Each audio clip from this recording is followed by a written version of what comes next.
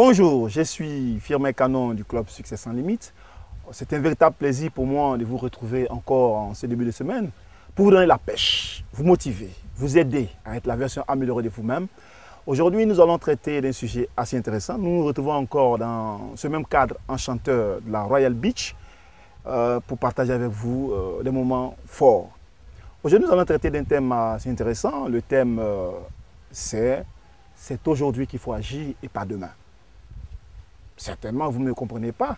Effectivement, c'est aujourd'hui qu'il faut agir. Je vais parler de la procrastination. Toutes les fois où j'ai eu à entretenir des personnes lors des conférences ou séminaires sur ce sujet, beaucoup de personnes ont ri, ne comprenant pas le message, ne comprenant pas le mot, parce que c'est un mot qui n'est pas usuel dans le vocabulaire de tout le monde. Il est important que nous le définissions. C'est quoi la procrastination? La procrastination, je dirais plutôt c'est un syndrome, c'est le fait de remettre à demain. Il se manifeste dans notre vie de tous les jours de la façon suivante. Je ne suis pas prêt pour faire ceci. Toutes les conditions ne sont pas encore réunies. Je n'ai pas suffisamment de temps. Et puis, finalement, notre situation, nos projets n'avancent pas, nos projets stagnent. Et je sais que certainement, toi qui m'écoutes, tu as déjà vécu ces situations où quand face à un projet, tu as trouvé que tu n'avais pas toutes les conditions réunies pour pouvoir t'engager. C'est ça qu'on appelle procrastiner, c'est ça qu'on appelle la procrastination. À la vérité, la procrastination est une peur qui ne dit pas son nom. C'est généralement la peur de l'échec. On a peur d'échouer. Et pour cela, on trouve des excuses pour ne pas agir. Comme le dit ce dicton, celui qui veut faire quelque chose trouve une raison, mais celui qui ne veut rien faire trouve des excuses. Napoléon Hill, un célèbre auteur qui a écrit beaucoup d'ouvrages, je dirais même des best-sellers en matière de développement personnel, disait comme ça que le point commun, sinon le dénominateur commun entre les personnes qui échouent, c'est le facteur d'indécision, c'est-à-dire l'incapacité de prendre la décision au bon moment pour rentrer en action. On a du mal à identifier le besoin, pour le moment pour entrer en action. Ce que Napoléon Hill dit, cet auteur dit, est d'autant plus vrai que lorsque nous avons un projet, il se trouve qu'à l'intérieur de nous s'engage un conflit entre deux parties. Notre partie statique et notre partie dynamique.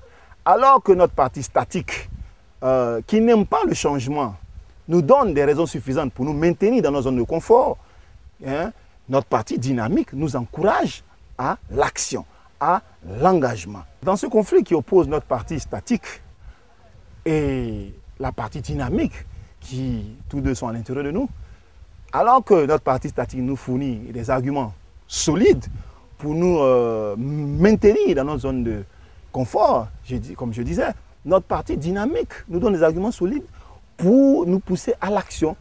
Notre partie statique nous fait voir les obstacles, alors que notre partie dynamique nous fait voir les opportunités qui se cachent derrière les obstacles. La procrastination se manifeste aussi de cette manière.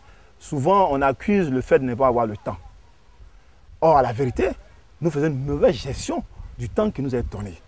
Tout ce que nous sommes, nous avons 1440 minutes pour agir. Et dans ces 1440 minutes qui font les 24 heures, nous avons connu des gens comme Bill Gates qui ont réussi, Léonard de Vinci et d'autres, j'en passe. Je crois qu'il n'est pas nécessaire de désespérer.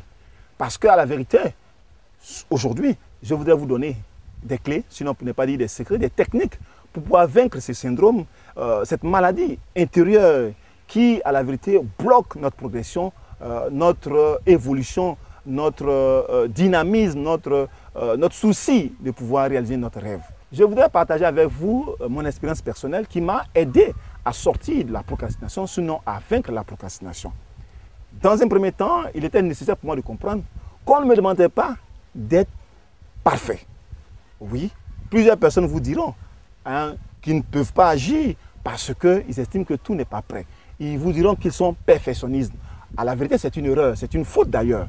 C'est qu'on vous demande, on ne vous demande pas d'être perfectionniste, mais on vous demande simplement d'être excellent, d'être juste humain, d'accepter que vous avez des défauts, d'accepter aussi que vous avez des forces. Goethe disait comme ça, quoi que tu rêves d'entreprendre, commence-le, car l'audace a du pouvoir, du génie et de la magie. Je vous donne une deuxième astuce pour vaincre la procrastination. Elle est fondamentalement basée sur la loi de Pareto.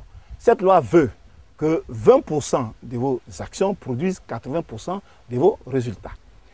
Vous allez voir souvent les personnes qui sont perfectionnistes, avec elles, le danger c'est qu'elles font 80% d'efforts pour 20% de résultats. Elles passent le temps sur les petits détails au lieu de mettre l'accent sur les actions essentielles qui les conduiraient nécessairement vers l'accomplissement de leurs rêves.